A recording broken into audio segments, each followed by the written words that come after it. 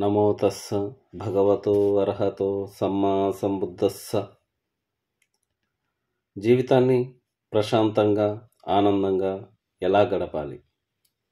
కోపాన్ని శత్రుత్వాన్ని ఎలా జయించాలి? కోపం శత్రుత్వం పెంచుకుంటే జరిగే దుష్ప్రభావాలు ఏమిటి అనే విషయాల్ని తెలుసుకోవాలని అనుకుంటే బోధిసత్వుడు డాక్టర్ బాబాసాహెబ్ అంబేద్కర్ గారు రచించిన బుద్ధుడు బౌద్ధ ధమ్మము పుస్తకంలోని 4వ అధ్యాయములోని క్రోధము శత్రుత్వము అనే అంశముల గురించి అధ్యయనం చేయవలసి ఉంటుంది. క్రోధము శత్రుత్వము. ఆగ్రహాన్ని అభిలషించుకు, శత్రుత్వాన్ని విస్మరించు, శత్రువులను ప్రేమతో జయించు. ఇది బౌద్ధ జీవన విధానం. ఆగ్రహాన్ని తగ్గించుకో, కోపాన్ని తగ్గించుకో, శత్రుత్వాన్ని మరిచిపో, శత్రువులను కూడా ప్రేమతో చూడు. మనం ఎవరినైనా మనకు ద్రోహం చేశారనుకుంటే మనం వారిపై కోపంతో ఉండకూడదు. మనం ఏదైనా పని చేస్తుంటే ఒకటి అడ్డుకుంటే మనకు కోపం వస్తుంది. కానీ ఆ వ్యక్తిని ద్వేషించకుండా ఎందుకు అలా చేశాడో అర్థం చేసుకుంటే మన మనస్సు ప్రశాంతంగా ఉంటుంది. ఒకరి వల్ల మనకు హాని జరిగింది అనుకుందాం. మనం కూడా వారిని ద్వేషించి వాడికి హాని తలపెడితే మనకు కూడా బాధ కలుగుతుంది. కానీ ఆ వ్యక్తిని అర్థం చేసుకుని క్షమించి ప్రేమతో చూస్తే మన మనస్సు ప్రశాంతంగా ఉంటుంది. కోపం పెంచుకుంటే మన మనస్సు బాధ చెందుతుంది, మనము బాధ పెడతాం. అందుకే శత్రువులను కూడా ప్రేమతో చూడాలి. అప్పుడే మనకు మనశ్శాంతి కలుగుతుంది.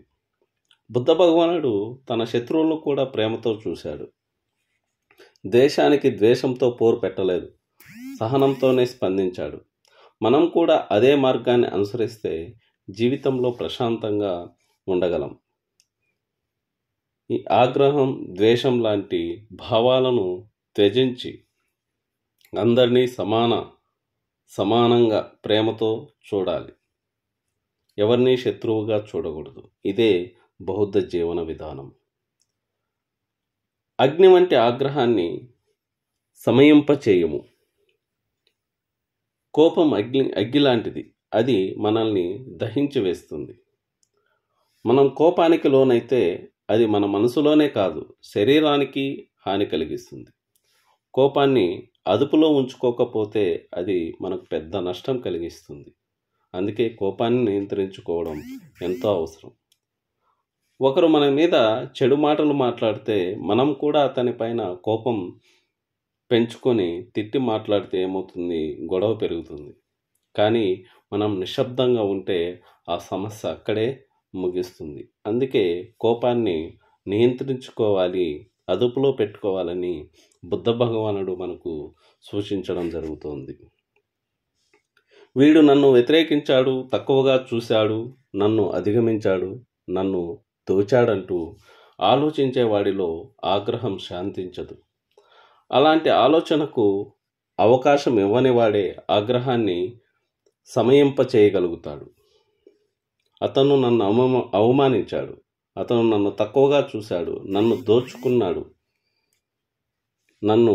నాకంటే ఎక్కువగా నన్ను అధిగమించాడు అని ఆలోచించే వారికి కోపం తగ్గదు. అలాంటి ఆలోచనలే మనసులో పెట్టుకొని వాడే కోపాన్ని తగ్గించగలడు. ఎవరైనా మనకు అన్యాయం చేశారని అనుకుంటే ఆ కోపం ఇంకా ఎక్కువగా పెరుగుతూనే ఉంటుంది. మనం మన ఆలోచనలే మార్చుకోవాలి. ఒకరు మనం చేసిన పనిని తక్కువగా చూశారని, ఎవరో మనకు అన్యాయం చేశారని మనం కూడా వారిపై ప్రతీకారం చేయాలి అనుకుంటే వారిపై కోపం పెరుగుతుంది. మనం మన మనశ్శాంతి పోగొట్టుకుంటాం, మనమే బాధపడతాం. మనం కోపపడితే మన మనస్సుకు నష్టం. సహనంగా, ప్రేమగా స్పందిస్తే మన మనసు ప్రశాంతంగా ఉంటుంది. ఎవరో మన మీద చెడుగా మాట్లాడారు అనుకుంటే దాన్ని మనం పట్టించుకోకుండా వదిలేస్తే మన మనసు ప్రశాంతంగా ఉంటుంది. వారిని మర్చిపోతే మన మనసు హాయిగా ఉంటుంది. స్నేహితుడు లేదా ఎవరైనా మనల్ని మోసం చేశాడో అనుకుందాం.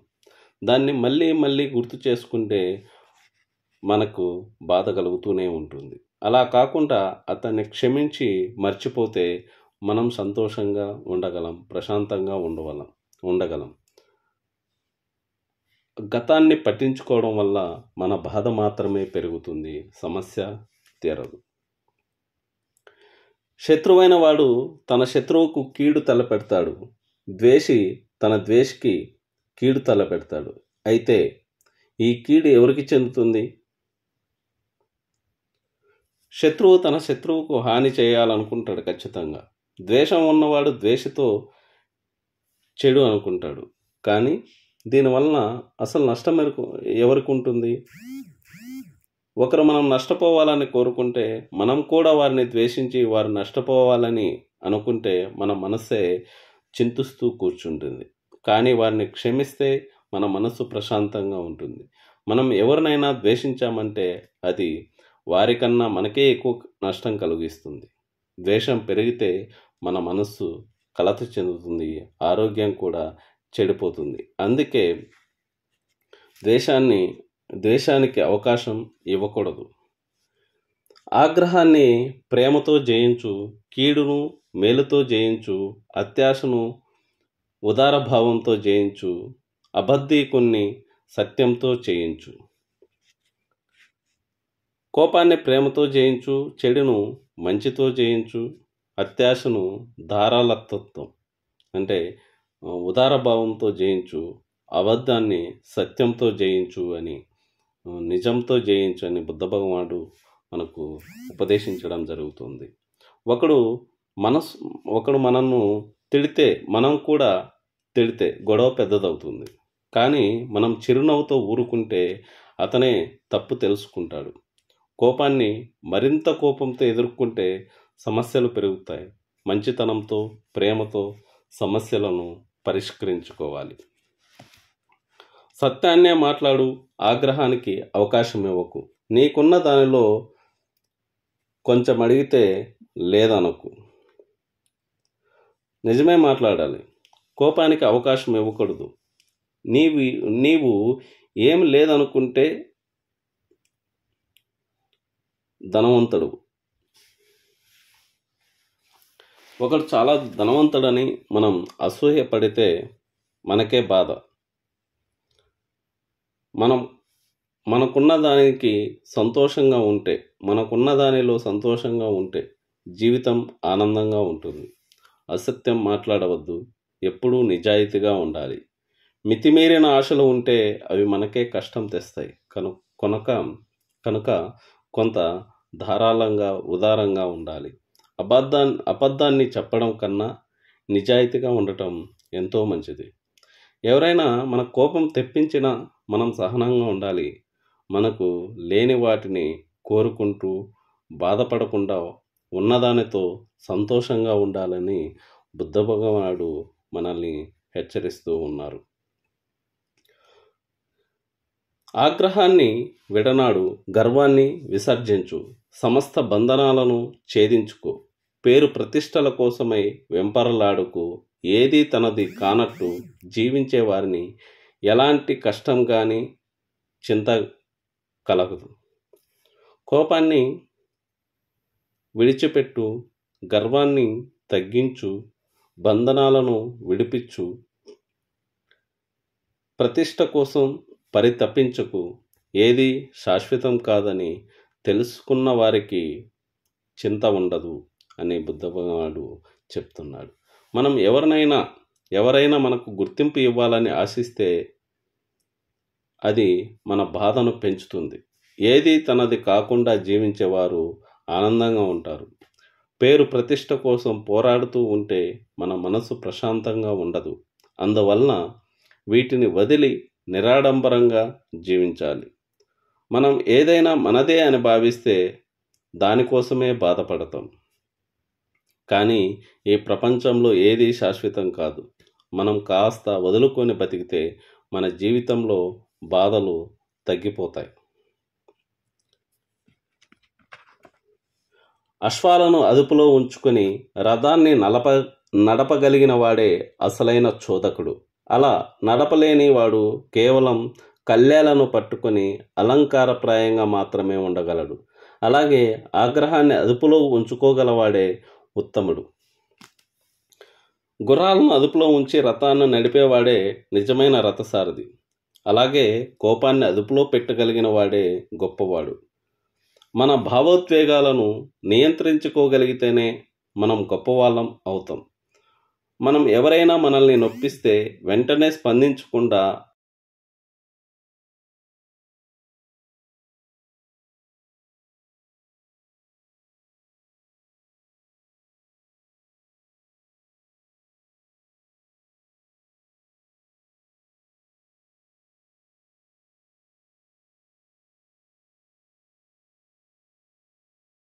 ఆలోచించి మాట్లాడితే గొడవలు ఉండవు.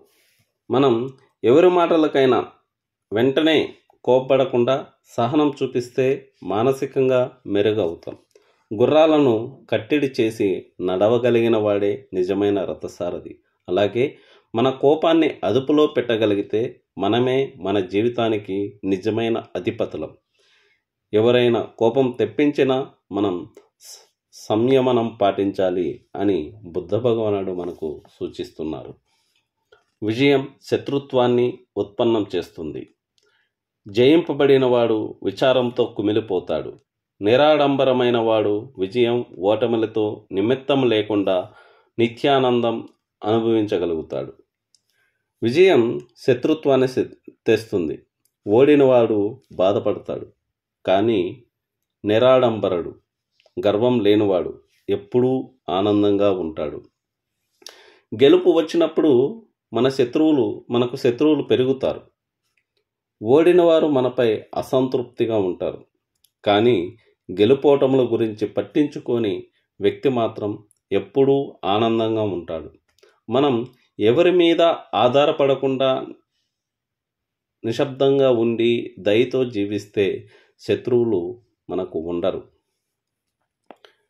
కామానికి మించిన అగ్ని లేదు, ద్వేషానికి మించిన దురదృష్టం లేదు, మనుగడ కోసమై పడడమంతటి ధన్యత లేదు. నిర్వాణం ద్వారా లభించే శాంతి, తద్వారా లభించే ఆనందానికి వేరేది సాటి రాదు. కామం కంటే పెద్ద మంట లేదు. ద్వేషం కంటే అధమమైన దుస్థితి లేదు. జీవనోపాధి కోసం తాపత్రయపడటం కూడా బాధాకరమే. కానీ బుద్ధి ద్వారా వచ్చే శాంతి అసలు విలువ. కోరికలు నియంత్రించుకోకపోతే అవి మన జీవితాన్ని నాశనం చేస్తాయి. ద్వేషం మనకు శత్రువులను మాత్రమే కాదు, మనశ్శాంతిని కూడా పోగొడుతుంది. అంటే ద్వేషం మనకు శత్రువులను పెంచడమే కాదు, మన మనశ్శాంతిని కూడా పోగొడుతుంది. నిజమైన ఆనందం మనలోని మౌనంలో, మనసుకు వచ్చే శాంతిలోనే ఉంది. ఏ కాలంలోనూ ద్వేషించడం ద్వారా ద్వేషం శాంతించలేదు. ప్రేమ ద్వారానే ద్వేషం శాంతిస్తుంది. ఇది చిరకాల వాస్తవం. ద్వేషానికి ద్వేషంతోనే ప్రతిస్పందిస్తే అది ఎన్నటికీ తగ్గదు. ప్రేమతోనే ద్వేషాన్ని తగ్గించగలం. ఇది చిరకాల వాస్తవం. ఇది ఏ కాలంలోనైనా ఇదే నిజం. ద్వేషానికి ద్వేషమే సమాధానమైతే అది మరింత పెరుగుతూనే ఉంటుంది. ప్రేమ, సహనం ద్వారా మాత్రమే ద్వేషాన్ని తగ్గించగలం. ఇది చాలా పురాతనమైనది, శాశ్వతమైనటువంటి సత్యం.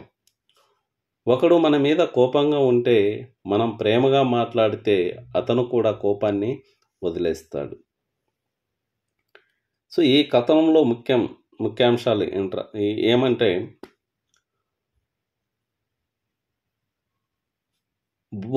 బుద్ధ భగవానుడి యొక్క బోధనలు మనకు సహనం, ప్రేమ, శాంతి గురించి వివరిస్తాయి. కోపాన్ని అదుపులో పెట్టుకోవాలి. శత్రుత్వాన్ని ప్రేమతో మార్చుకోవాలి. ద్వేషం మనకే నష్టం చేస్తుంది. అందుకే ద్వేషాన్ని విడిచిపెట్టాలి. నిజాయితీగా ఉండాలి. ఉన్నదానితో సంతోషంగా ఉండాలి. గెలుపోటములు తాత్కాలికం. మనకు అంతిమంగా మానసిక శాంతి అవసరం. ఈ తత్వాలను జీవితంలో పాటిస్తే మనకు నిజమైన ఆనందం కలుగుతుంది. మన జీవితాన్ని ప్రశాంతంగా, ఆనందంగా మార్చుకోగలం. ఇదే బుద్ధ భగవానుడు మనకు ఉపదేశిస్తూ ఉన్నాడు. జై భీమ్. నమో బుద్ధాయ.